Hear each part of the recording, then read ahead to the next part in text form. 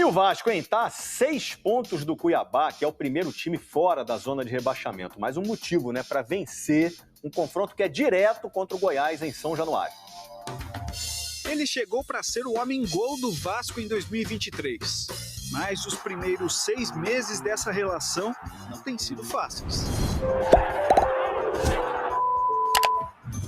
Com 9 gols, o Pedro Raul ainda é o artilheiro do Vasco na temporada. Mas a fase dele e de toda a equipe não é das melhores. Já são 5 jogos sem marcar. O último gol foi há mais de um mês, 1-1 contra o Fluminense, no dia 6 de maio.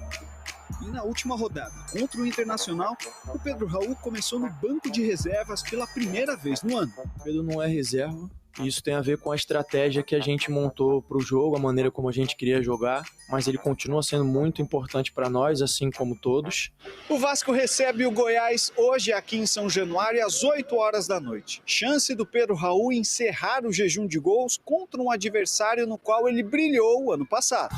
Foram 26 gols com a camisa do Goiás, 19 deles só no Campeonato Brasileiro, onde o Pedro Raul terminou como vice-artilheiro. Pedro Raul conseguiu girar, bateu por cobertura! Golaço, golaço, golaço! Para o jogo de hoje, o Vasco tem problemas na defesa.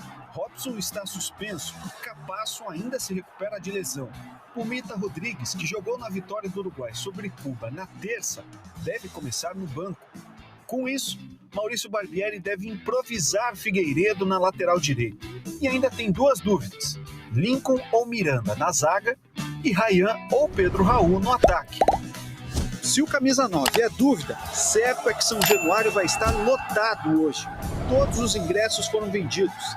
Casa cheia para empurrar o Vasco em busca da primeira vitória como mandante no Brasileirão. Muito bem, Flávio Amenda, ela já está prontinha para trazer as informações do Vasco da Gama. Tati Tavares, vou pedir uma moto da Yamaha, uma scooter da Yamaha para a gente, Full ABS, para a gente dar um rolê lá no Meia. E aí, topa? Eu, você, Flávia Tirso. Claro que eu topo, GV. Muito boa tarde para você, a todos ligados aqui nos Donos da Bola. Vamos falar um pouquinho do Vasco da Gama, né? Porque a situação tá complicada por lá, hein, GV? O Vasco que está na penúltima posição, com apenas 6 pontos. A torcida, como sempre, né, apoiando o time, já esgotou os ingressos para a partida de hoje contra o Goiás em São Januário. O Vasco que vai voltar a jogar em São Januário depois de 38 dias. Isso porque a equipe teve uma sequência de partidas fora de casa, né, e depois mandou o clássico contra o Flamengo no Maracanã.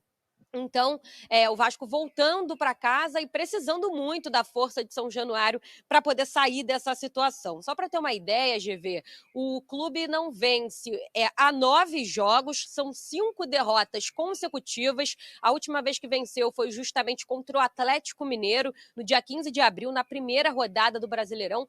Tem tempo isso, Maurício Barbieri está pressionado no cargo, uma situação muito complicada, assim como a diretoria.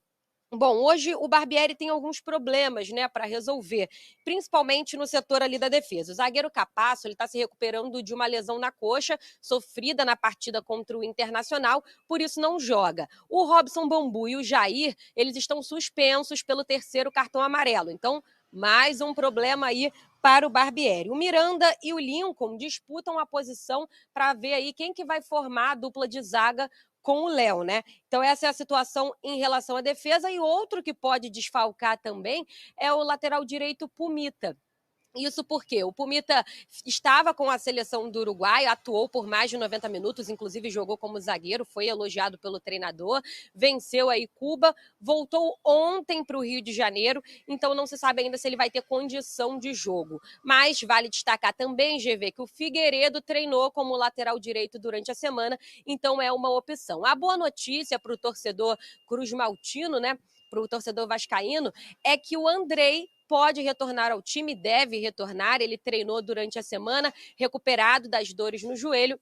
O Andrei, que também já está de saída, está se despedindo novamente do Vasco, vai aí se reapresentar ao Chelsea, mas é a novidade para essa partida contra o Goiás. O Vasco que vai encontrar também, GV, um gramado novo, né? Porque durante esse período, São Januário passou aí por uma manutenção no gramado, então parece que está bem melhor por lá. Agora é fazer jus aí a esse gramado para ver se volta a vencer, porque está precisando desse respiro. Bom, como eu comecei falando aqui, que a situação é complicada, o clima também é tenso, né?